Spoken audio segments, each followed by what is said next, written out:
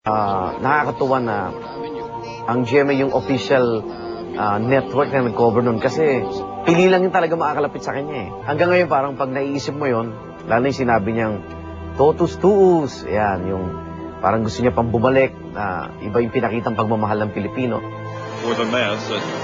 Matapos dumaan sa lindol, pagsabog ng bulkan, baha at bagyo, tila nabuhayan ng loob ang ating mga kababayan nung nasilayan nila ang Santo Papa. I remember na-assign ako doon sa Lia Tower, sa harap ng airport, sa control tower. At dumaan sa likod ko yung Santo Papa, siguro ganitong kalayo. Talagang parang natulala ako nung tinignan ko siya. Iba talaga yung nararamdaman ko. Share prices improved and practically all counters. Bago pa man siya naging bahagi ng makasaysayang coverage ng pagdating ng Santo Papa, nakilala na si Vicky Morales bilang isa sa mga bagong mukha ng pagbabalita ng GMA. 1990 yon, fresh college graduate ako at nanonood ako ng balita, naalala ko. Nakita ko si Tina Monson Palma, inanunsyo niya na open for auditions ang isang newscasting position. So sabi ko, naku, kailangan puntahan ko yon kasi talagang matagal ko ng dream yon na maging newscaster. After 3 months, sinalang na ako sa newscast. Tuloy-tuloy na yon.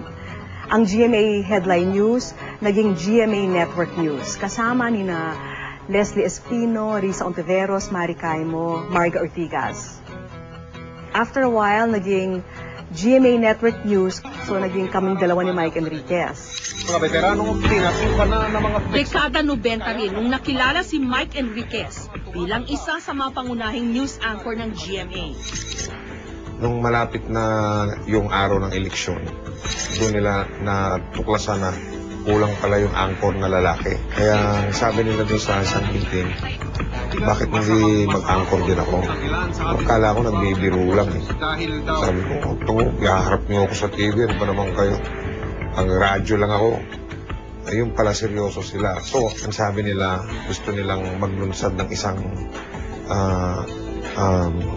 mabilis na newscast na 15 minutos lang, na puro headline lang, radio style. Ano naman ang kinabukasan ni Obilio at Monte Alto sa hugong sandataang lakas ng Pilipinas? Testigo sa paghagis ng granada sa Rapu-Rapu Albay, ikinulong. Para sa GMA News, GMA Network News, ako po si Mike Enriquez. Ako po si Vicky Morales. Salamat po sa pagtiwala ninyo sa GMA. Magandang gabi po sa inyong lahat.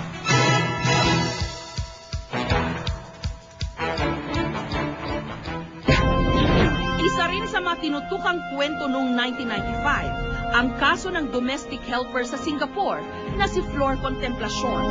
Napatunayan sa korte sa Singapore na pinatay ni Flor ang isa pang Pilipinang domestic helper na si Delia Maga at ang alaga nitong bata. Hanggang ngayon ay wala pa ring sagot ang Singaporean government sa mga pakiusap ng ating gobyerno hinggil sa kaso ni Flor Contemplacion. Pumunta kami ng Singapore ilang araw bago mangyari ang pagbitay upang makapanayam ang mga anak ni Flor. Ba niya na yung execution kung kailan? Dami nabasa niya lang sa diaryo. Tinanong naman niya kami kung totoo yun. Hindi naman namin. Sinabi lang namin, publicity lang yun.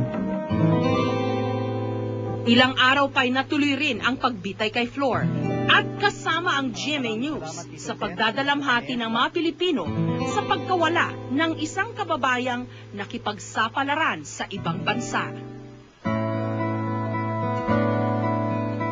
Patuloy pa rin ang pagdami ng tao dito sa labas ng San Pablo Cathedral dito sa plaza, no?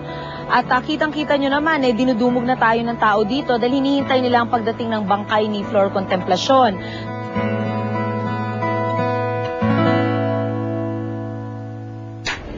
Arab Emirates Appeals Court postponed for Wednesday its ruling in the Sara Balabagan case. Naging mainit din ang kwento ng isa pang OFW, si Sara Balabagan. Napatay ni Sara ang amo niya sa United Arab Emirates dahil sa panggagahasa nito sa kanya. Muntik na siyang maparusahan ng kamatayan. Mabuti na lang at nabigyan siya ng pardon ng nooy presidente ng UAE. Kasabay ang GMA News sa paglalakbay ni Sara pauwi ng Pilipinas. Marso 1995, nung nagising ang bayan sa malagim na balita, ang pagkasunog ng ozone disco na kumitil sa buhay ng 160 kabataan.